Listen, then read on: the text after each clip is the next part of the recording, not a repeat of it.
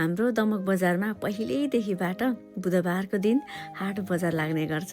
सबैको घरको एकजना सदस्यहरू बुधबारको दिन चाहिँ पक्कै पनि बजार गएको नै हुनुहुन्छ क्या। मेरो मम्मी पनि हिजो बुधबारको दिन बजार जानुभएको थियो। अरूको बाउआमाहरूले मासु बोकेर लिएर आउनुहुन्छ भने मेरो मम्मीले घुँगी बोकेर लिएर आउनु भएछ। घुँगी साह्रै खान मन लागेछ क्या र मम्मीलाई आफै केलाउँदै हुनुहुन्छ।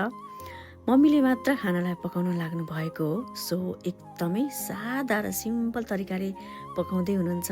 कुनै पनि मरमसलाहरू, पिरो अनि धेरै चिल्लोहरू नहालिकन मैले खाने भए त के हालेर पकाउनु पनि हुन्थ्यो होला। तर यो मेरो मम्मीको खानकी हो, यस्तै खानुहुन्छ प्राय। हेर्दामा आकर्षक नदेखिए पनि शरीरलाई दिने पौष्टिक चाहिँ यसले दिन्छ है। ताकतिलो हुन्छ नि यो तरकारी। अझ उसिनेर मात्रै खान्छु पो भन्दै हुनुहुन्थ्यो त मम्मीले।